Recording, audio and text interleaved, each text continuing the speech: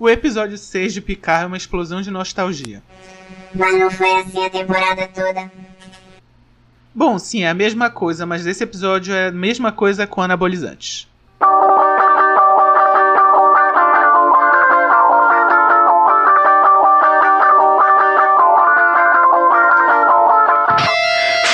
Seguindo a história, os tripulantes remanescentes da Titan, Picard, Riker, Crusher 1 e Crusher 2, são agora fugitivos da frota estelar, com urgência em se reagrupar e finalmente compreender afinal o que os transmorfos têm em mente.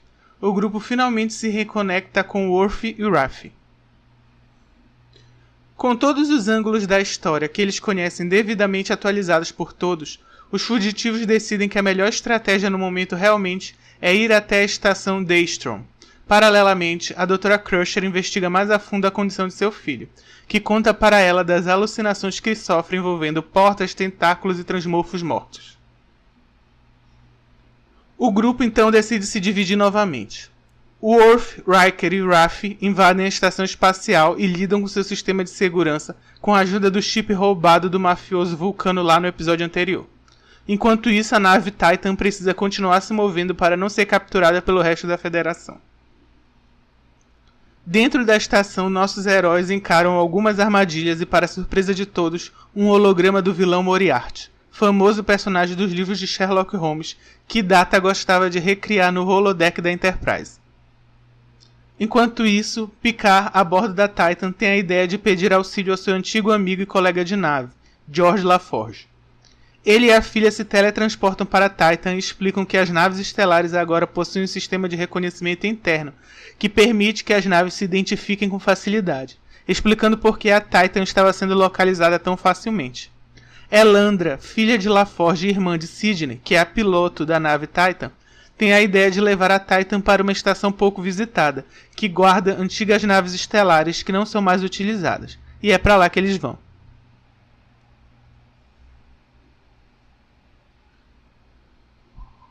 Enquanto isso, outro grupo de heróis consegue superar as armadilhas e o holograma Moriarty. Lá encontram a principal surpresa, um velho amigo que agora está verdadeiramente velho.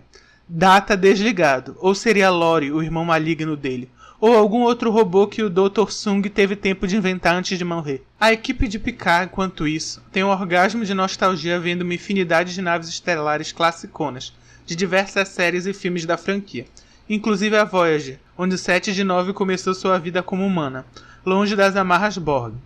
Enquanto isso, a ala jovem da nave tem a ideia de teletransportar equipamentos de uma nave de rapina Klingon, sim, aquela do filme das baleias, por anos tinha ficado afundada no fundo do mar, e utiliza seu Cloak Device, ou seja, o equipamento que permite a naves Klingon passarem indetectáveis por diversos tipos de radares e sensores.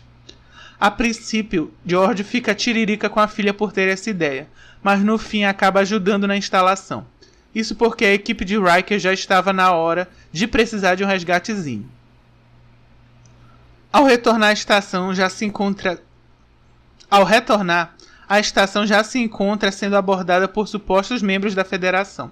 Rola tiro e resta Worf, Raffi e Riker se teleportar com Data e tudo para a Titan.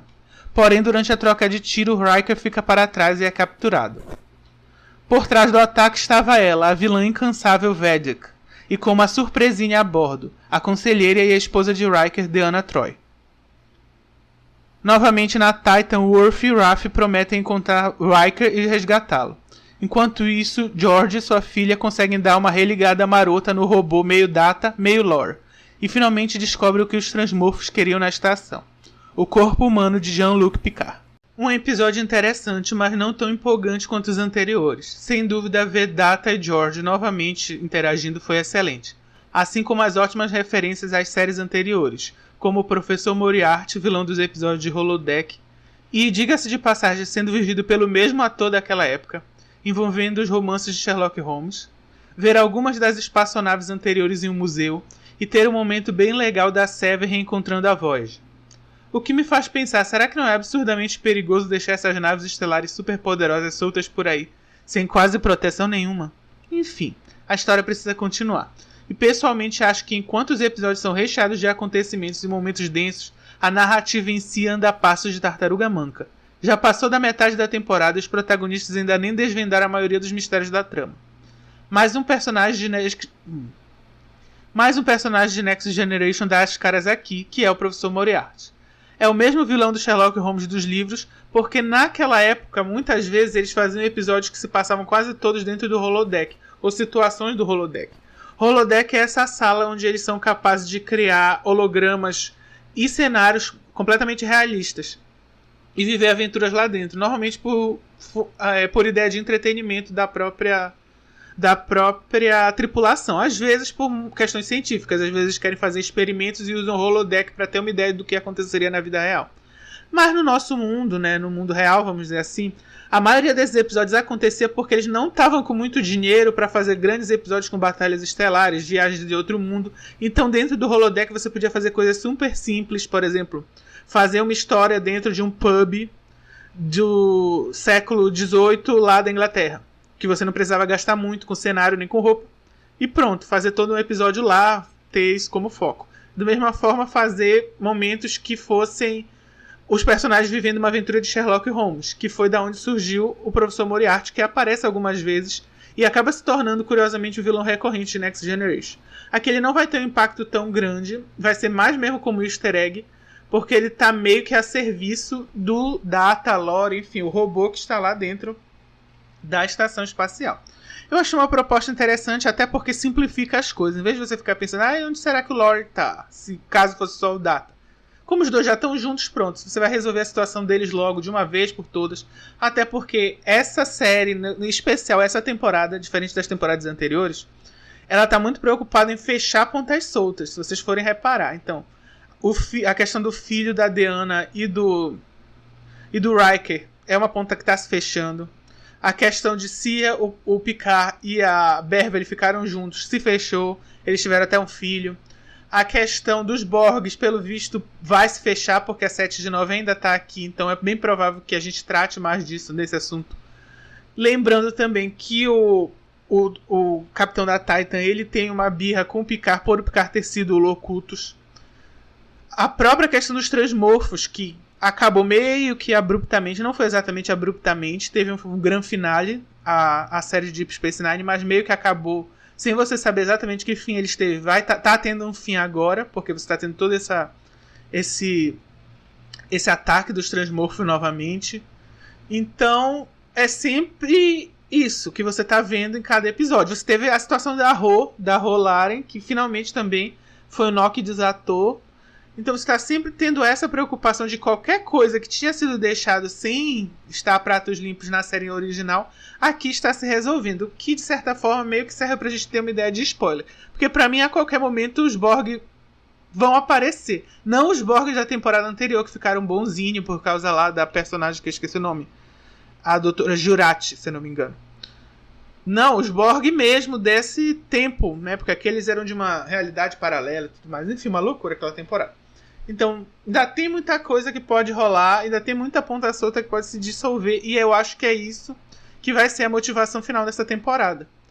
Nós vamos ter mais 2 episódios, e eu já vou adiantando para vocês que os episódios 7, 8 e o 9 e o 10 são os 4 últimos, vão ser feitos em 2 vídeos em vez de 4, ou seja, o 7 e o 8 juntos e o 9 e o 10 juntos. Porque eu não quero ficar discutindo as coisas sabendo que vai deixar um spoiler no ar. Então, como eu não sei exatamente como vão ficar, né, divididos, se um vai ser uma continuação direta, que você só vai entender se assistir os 2 juntos, principalmente eu tenho quase certeza que vai ser assim os últimos. Porque os últimos eu já vi que eles não têm, assim, por exemplo, 2 horas de episódio. Ou seja, os 2 últimos vão ser como se fosse uma história só. Como sempre foi em Jornada nas Estrelas, o último episódio, em geral, é assim. Next Generation foi assim, Deep Space Nine foi assim, etc. Acho que Voyager também foi. Tenho quase certeza que Voyager também foi assim.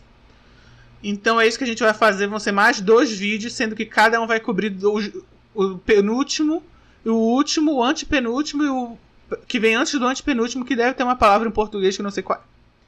Enfim, voltando ao episódio, como eu disse, ele é bem mais morno, mas em geral ele ainda é muito bom. Eu gostei bastante da ideia de você rever as naves. E, de novo, além de você quebrar as pontas soltas, né, de desatar todos esses nós antigos, eles também estão com essa preocupação de dizer assim, olha, fã de Jornada nas Estrelas, essa série é pra você, estamos com você, venha aqui se deliciar, porque é isso. Aquela cena toda, você vai ver as naves. Se você prestar atenção quando tá assistindo, você vai ver que quando passa em algumas naves específicas, toca a musiquinha da série. Principalmente a da Voyager me emocionou muito, porque Voyager é a série que eu mais, vamos dizer assim, me conectei. Ainda que eu, conscientemente assistindo, veja que ela não é a melhor nem de longe, ela é muito aquém do Next Generation e de Deep Space Nine, mas aquela música, o clima de Voyager pra mim é maravilhoso. E foi muito legal ver a cena da nave, ouvir a musiquinha e tal. Então é isso, é uma explosão de nostalgia feita de uma forma interessante. Porque às vezes você só joga as coisas pra chamar as pessoas, mas elas não têm uma conexão real com uma narrativa. E aqui tem. Você tá tendo essa ideia da geração antiga, tendo que passar o bastão pra uma geração nova. Você tem o filho do LaForge e da... As filhas do LaForge, que as duas são já da Frota Estelar, sendo que a Sydney é a piloto da Titan, e tem a outra filha, que eu esqueci o nome agora, é Lana, eu acho, que é engenheira como ele. E, curiosamente, o LaForge, na série do Next Generation, lá nos anos 80, ele foi piloto por um tempo, depois virou engenheiro, e agora uma filha é piloto e a outra é engenheira. Você tem a ideia do próprio Riker, que teve o filho, perdeu o filho e ele não consegue superar. O Picard reencontrando um filho que ele não sabia que tinha com a Beverly. Então você tá sempre tendo... E a própria Ref tem uma historinha por trás que tem a ver com isso. Ainda que eu acho que, pelo visto, não vai solucionar, porque falta pouco episódio e eles estão no meio do nada, né? No meio do espaço. Mas a Ro também foi uma resolução. Então, o que é que a Ro era? Ela era meio que uma protegida do Picard. Então também não deixava de ser uma história de pais e filhos. Então esse é o tema dessa temporada. A ideia de passar mesmo para a próxima geração. A geração a idade deles chegou. A aposentadoria não tem jeito, chegou. E eles têm que repassar para próxima, seja a próxima Frota Estelar, seja as próximas pessoas que vão viver essas aventuras. E eu acho que nesse caso tá casando tudo muito bem. Eu achei meio suspeito, estranho e forçado a nave de rapina Klingon que afunda, eu acho que é na Baía de São Francisco, lá naquele filme das baleias, o Star Trek, é o 4, que eu acho que é o The Voyage Home. Eu tenho quase certeza que é esse, porque o 2 é o A Ira de Khan, o 3 é a Busca por Spock, The Search for Spock, e o 4 é o The Return Home, que eles viajam no tempo e aí eles vão parar no mundo da época, eu ia dizer o mundo atual, mas era os anos 70, tá? E aí tinha toda aquela militância para ajudar as baleias que estavam sendo caçadas por entrar em extinção. E aí tem essa parte, esse roteiro ecológico lá nesse filme. E realmente no final do filme essa nave Klingon ela vai pro fundo do mar. Então eles trouxeram isso de volta, né? Pra justificar a nostalgia e tudo mais. Então eu achei interessante. Pelo menos eles não mudaram pra nave Klingon, que teria sido até engraçado. Mas não pode deixar abandonada a Titan por aí, pelo visto, né? Porque... Mas é isso. E tem a Vedek, que apesar de eu ter gostado dela como vilã, eu acho que ela já foi, sabe? Tá se repetindo. Eu achei que ela ia ser só uma vilã ocasional, mas pelo visto ela vai ser a grande vilã da história. O que é uma pena, porque eu acho que ela já mostrou tudo que veio, né? E é isso, vamos aguardar como vai ser os próximos episódios. Eu estou animadíssimo. E eu espero que vocês também estejam. Como eu disse, os próximos episódios vão ser falados de forma casada. E até lá. Obrigado por você que me assistiu até aqui. Se você gostou do conteúdo, curta o vídeo, compartilhe com as outras pessoas, com seus amigos. E comente aqui embaixo o que você acha de Jornada nas Estrelas, em especial de Jornada nas Estrelas Picard, essa última temporada. Obrigado e até a próxima.